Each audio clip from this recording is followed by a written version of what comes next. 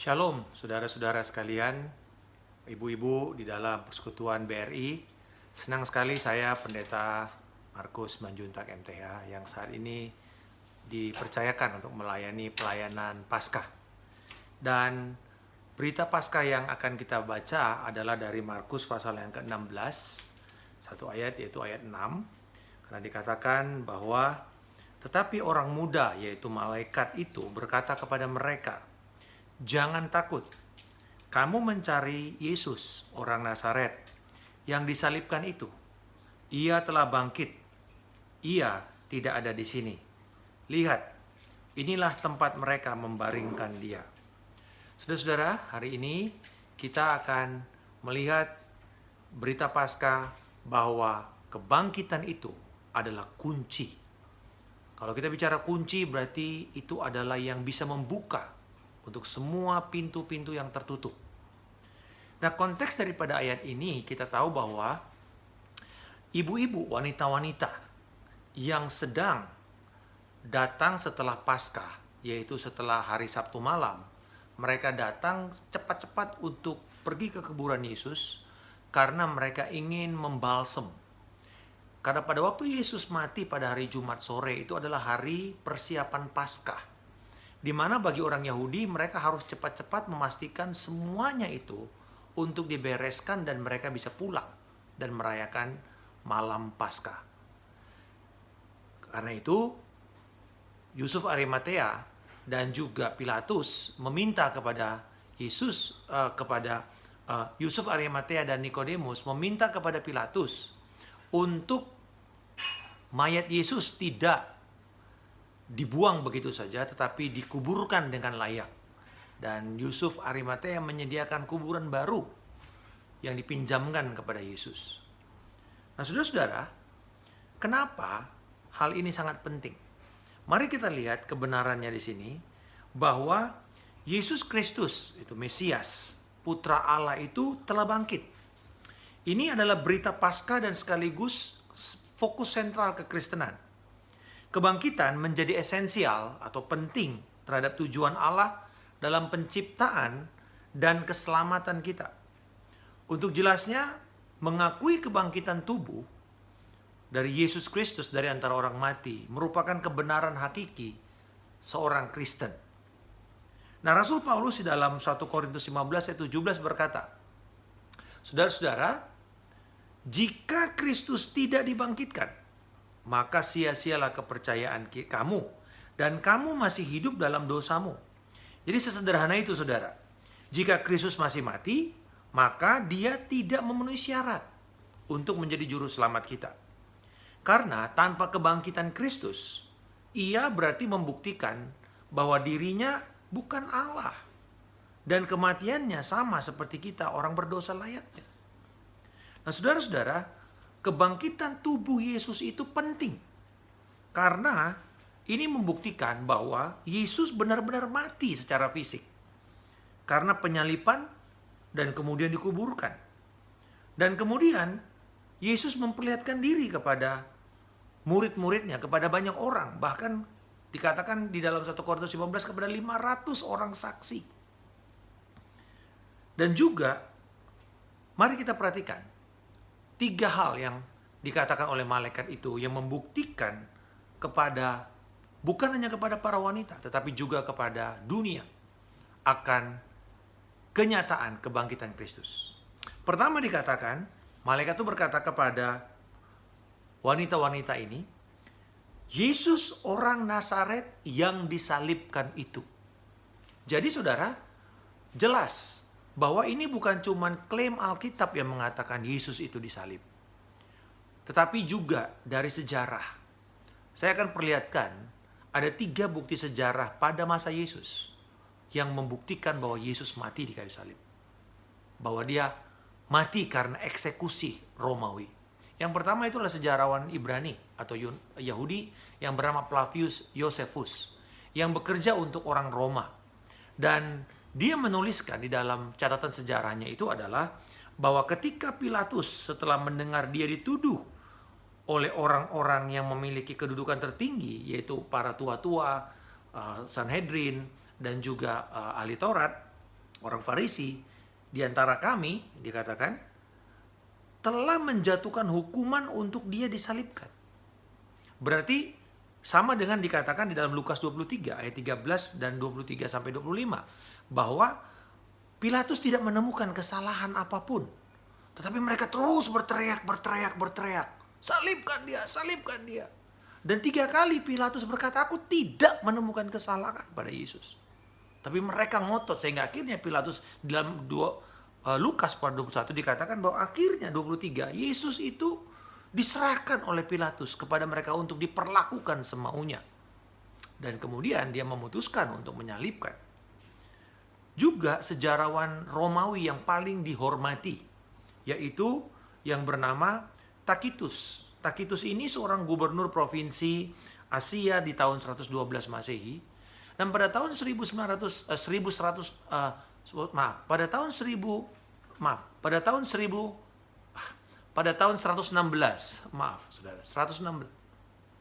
Masehi. Jadi kira-kira 100 tahun setelah Yesus. Dia mengatakan bahwa Nero, Kaisar Nero, menuduh kelompok orang-orang, yaitu orang Kristen yang dibenci oleh penduduk Romawi, menuduh mereka sebagai penyebab kebakaran kota Roma, yang padahal yang membakar adalah Nero sendiri. Dan dikatakan bahwa mereka mendapatkan nama Kristen dari Kristus, yaitu seseorang yang pada masa pemerintahan Tiberius, di salah satu tangan prokurator kami, yaitu Pontius Pilatus, menderita hukuman ekstrim. Dan bahkan Talmud Yahudi, yaitu kitab tafsir Yahudi, mengatakan bahwa pada malam persiapan Pesach atau Paskah, Yeshua telah disalibkan. Jadi saudara-saudara, pertama, sejarah tidak menyangkal Yesus mati di kayu salib. Dia mati. Yang kedua, dikatakan kubur tempat Yesus dibaringkan sudah kosong. Malaikat itu berkata kepada wanita-wanita itu, ia tidak ada di sini. Lihat, inilah tempat mereka membaringkan dia. Saudara, keempat penulis Injil mencatat peristiwa ini. Memang pada waktu itu kesaksian wanita itu tidak dianggap, saudara. Jadi kita bersyukur bahwa kebangkitan Yesus ini memuliakan para wanita. Pada waktu itu wanita-wanita tidak dipercaya. Tetapi para penulis Injil mencatat bahwa Yesus ada kuburannya. Kubur itu kosong. Kubur itu menunjukkan bukan hanya satu letak geografis, tapi juga fakta historis. Bahwa Paulus menulis dalam 1 Korintus 15 ayat 4. Ia, Yesus, telah dikuburkan. Ya saudara lihat, dikuburkan. Malaikat itu berkata, kamu lihat tempat dia dibaringkan. Berarti kuburannya, saudara. Dan ketiga, bukti bahwa Yesus itu bukan cuma mati di salib, bukan cuma dikubur, tapi juga dia bangkit. Karena kemudian dia memperlihatkan dirinya kepada murid-murid yang dalam perjalanan ke Emmaus. Lalu kemudian berbicara kepada murid-murid. Bahkan terakhir, saudara, di 1 Korintus 15 dikatakan bahwa Yakobus, saudara tahu bahwa Yakobus ini adalah saudara Yesus satu rumah. Nah, dia cukup skeptik, dia cukup tidak percaya bahwa Yesus itu bangkit. Yesus itu Tuhan. Yesus ditolak di keluarganya. Tetapi saudara, akhirnya dia mengatakan bahwa dia percaya Yesus itu bangkit. Dan juga Paulus yang adalah penganiaya jemaat akhirnya mengatakan bahwa betul Yesus itu menampakkan diri kepadanya. Jadi artinya saudara, ibu-ibu sekalian, bahwa Yesus itu bangkit. Yesus itu tidak sekedar berita kosong. Dan kalau kita memikirkan itu berita hoax, saudara-saudara, siapa yang mau mati demi berita hoax? Para saksi-saksi marturia, yaitu orang-orang, murid-murid yang menyaksikan berita Yesus itu. Saudara tahu bahwa berita gereja pada awal abad pertama bukan tentang kemakmuran, bukan tentang berkat, bukan tentang kesembuhan, bukan tentang mujizat. Tetapi saudara tahu apa? Yesus Kristus telah bangkit antara orang mati. Dan dia menang atas dosa, dia menang atas maut, dia berkuasa, dia Tuhan. Jesus is Lord. Yesus adalah Kurios. Dan artinya kalau dia bangkit, maka dia Tuhan yang hidup, bukan Tuhan yang mati. Saudara, karya kebangkitan Kristus ini penting. Karena kebangkitan itu adalah kunci. Kenapa saya katakan itu kunci? Pertama, Yesus bangkit supaya kemudian kita beroleh kemenangan, keselamatan, jaminan hidup yang kekal. Karena saudara-saudara, bahwa di dalam Roma 4 ayat 25, kematian Kristus itu telah membenarkan kita. Kita dibenarkan, kita diselamatkan, kita mendapatkan hidup yang baru, jaminan hidup yang baru dari kelahiran kembali. Yang kedua, bahwa kebangkitan itu adalah kunci yang penting karena kebangkitan Yesus menjamin kebangkitan kita nantinya.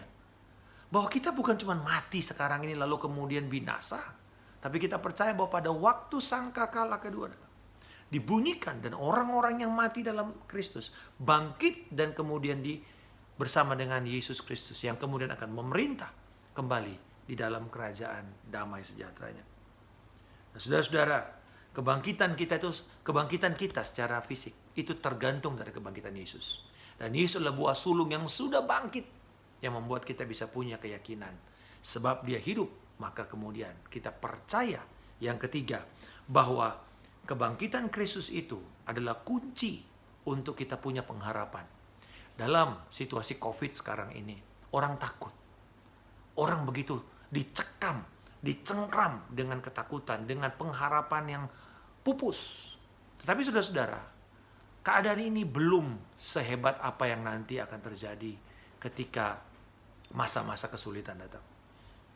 Dan hari ini ada berita baik, bahwa ada pengharapan, ada hari esok. Kita tidak perlu dicengkram dengan ketakutan. Justru ini adalah kemenangan kita yang kita harus terima. Ibu-ibu sekalian, sebagai penutup, karya Kristus itu sudah selesai. It is finished, tetelestai. Sudah dibayar lunas. Dan Allah Bapa telah membangkitkan Kristus dari antara orang mati. Berarti penebusan kita sudah tergenapi. Keselamatan kita terjamin.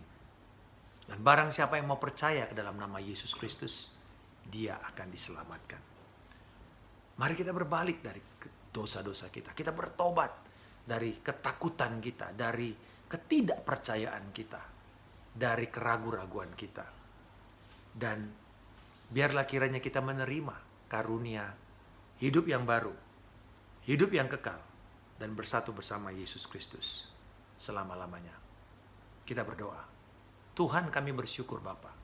Kami memuji Engkau dengan pujian tertinggi bahwa Yesus Kristus bangkit. Dan kami beroleh kehidupan yang pasti. Bukan hanya sekarang ini. Tetapi ketika kami mati, kami akan mengalami kebangkitan.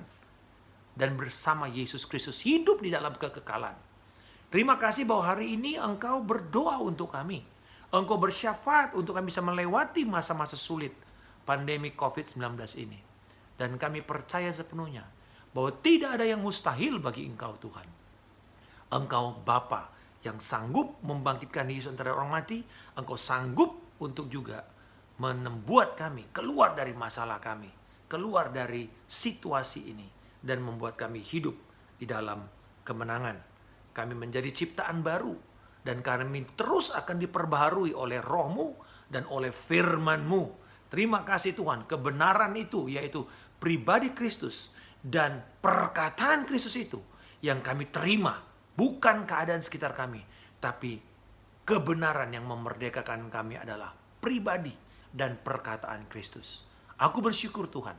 Dan Engkau berkati para wanita-wanita ini yang Engkau pakai Tuhan untuk membawa kesaksian Kristus kepada dunia tentang keselamatan yang datang daripada Tuhan. Aku bersyukur Engkau berkati Tuhan para wanita ini. Dan kami bersyukur kalau pada kebangkitan Yesus Engkau memperlihatkan kepada wanita dan memberikan privilege, kehormatan untuk mereka melihat berita ini. Dan dengan keberanian Engkau juga akan pakai para wanita-wanita yang mendengar pesan ini untuk berani berbicara kebenaran dan memuliakan Tuhan di dalam kemenangan Kristus yang sudah bangkit. Dalam nama Yesus kami berdoa. Haleluya. Amin. Tuhan Yesus memberkati. Selamat Paskah. Ingat, Dia telah bangkit. Dia hidup. Dan ada pengharapan masa esok. Tuhan Yesus memberkati.